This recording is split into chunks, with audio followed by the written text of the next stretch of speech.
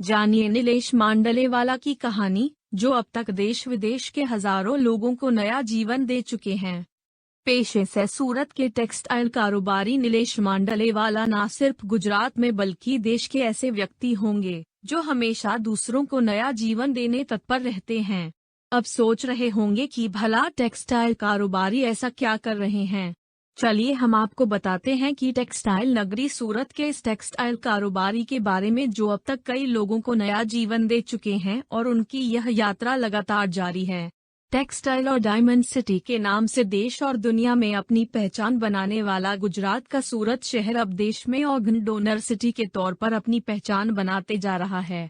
सूरत शहर में organ donation का बीड़ा टेक्सटाइल कारोबारी नीलेश मांडलेवाला ने उठाया है। सन 1997 की बात है, जब नीलेश मांडलेवाला के 70 वर्षीय पिता की किडनी खराब हो गई थी, जिस कारण से उन्होंने अपने पिता की एंजियोप्लास्टी मुंबई की हिंदुजा अस्पताल में करवाई थी। सन 2004 में एंजियोप्लास्टी में लगाया गया स्टेंट खराब हो गया था। उसके बाद उनके पिता की डायलिसिस शुरू हो गई। मांडलेवाला और उनके भाई जो अमेरिका में रहते थे, दोनों भाइयों ने अपने पिता को किडनी देने को कहा था, तो उनके पिता ने किडनी लेने से मना कर दिया था। उनके पिता ने उनसे कहा कि वो इस उम्र को किसी तरह से जी लेंगे। नीलेश मांडलेवाला के पिता की किडनी खराब होने के चलते सन 2004 से सूरत शहर के महावीर अस्पताल में डायलिसिस शुरू हुआ था। वह अपने पिता को लेकर अस्पताल जाया करते थे। उस दौरान उन्होंने ऑर्गन खराब होने वाले लोगों की और उनके साथ आने वाले उनके परिजनों की पीड़ा को महसूस किया। उसके बाद टेक्सटाइल कारोबारी नीलेश मांडलेवाला ने ऑर्गन खराब हुए लोगों की मदद करने का मन बनाया था, लेकिन उनके पास कोई रास्ता नहीं था। नीलेश मांडलेवाला का मन मजबूत था, इसलिए उन्होंने आगे इस दिशा में सोचना शुरू कर दिया था।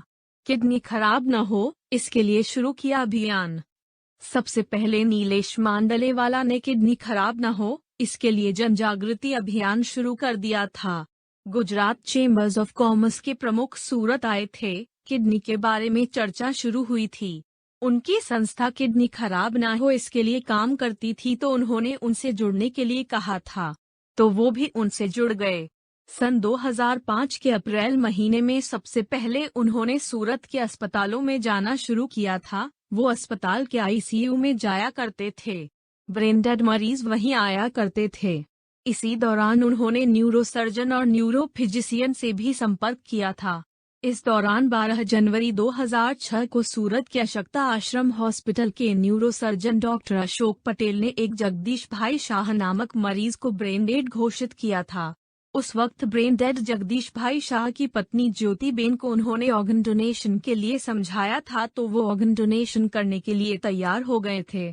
उसी समय से सूरत से ऑर्गन डोनेशन करने की प्रक्रिया का बीज रोपा गया था, जो अब तक जारी है।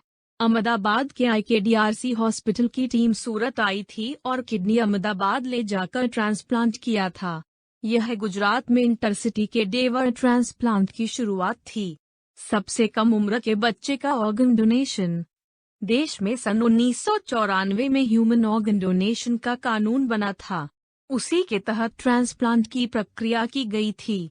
1997 से 2006 तक गुजरात में ऑर्गन डोनेशन की दिशा में कुछ ज्यादा काम नहीं हुआ था, लेकिन 2006 के बाद गुजरात में ऑर्गन डोनेशन की दिशा में प्रगति आई थी।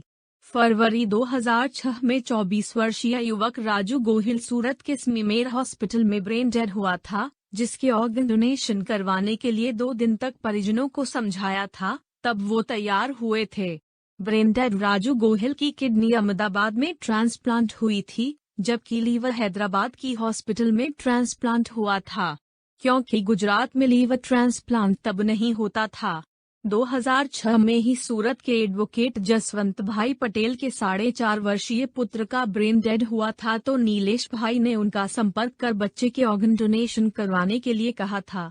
एडवोकेट जसवंत भाई पटेल ने नीलेश भाई से कहा कि वो स्वामीनारायण संप्रदाय के प्रमुख स्वामी से बात करेंगे, यदि वो कहेंगे तो वो अपने ब्रेन डेड बच्चे का ऑर्गन डोनेट करेंगे।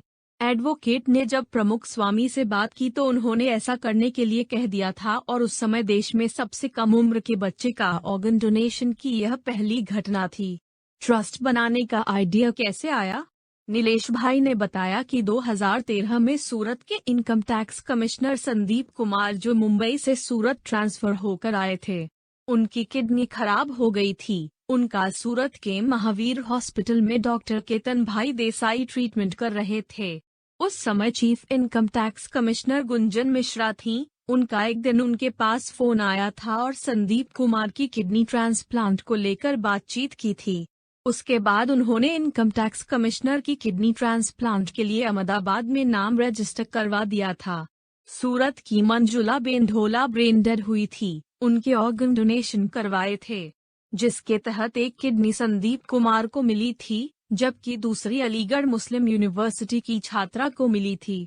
इसके बाद इनकम टैक्स कमिश्नर ने नीलेश भाई मांडलेवाला से कहा कि उन्हें नया जीवन मिला, आप अकेले काम करते हैं तो क्यों ना एक ट्रस्ट बनाया जाए जिससे इस काम को नेशनल लेवल तक ले जाया जा सके। लेकिन उन्होंने मना कर दिया था। हालांकि तब तक 2013 तक 100 किडनी दान करवा चुके थे। 1 साल तक बातचीत चलती रही।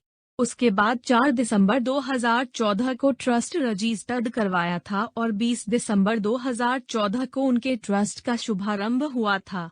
अब तक 1038 ऑर्गन के डोनेशन करवा चुके हैं। नीलेश भाई मांडलेवाला ने बताया कि उनका ट्रस्ट रजिस्टर्ड होने से पहले और बाद में अब तक 1038 ऑर्गन और टिश्यू के डोनेशन करवाकर 951 देश और विदेश के लोगों को नया जीवन दिया है। इसमें किडनी, लीवर, हार्ट, फेफड़े, हाथ और नेत्र सभी आ गए हैं। अप्रैल 2016 में हड्डी का पहला दान शुरू किया था। 2017 से लंग्स और हाथ के डोनेशन की कोशिश शुरू की थी। 2019 में गुजरात का पहला लंग्स डोनेशन करवाया था। 2017 में देश के सबसे छोटे 14 महीने के बच्चे का हार्ट का दान करवाया गया था, जो मुंबई में 3.5 साल की बच्ची के शरीर में ट्रांसप्लांट करवाया था। उसके बाद 2020 में कोरोना आ गया। उसके बावजूद करीबन 200 ऑर्गन और टिश्यू का दान किया गया था। इनपुट संजय सिंह राठौर।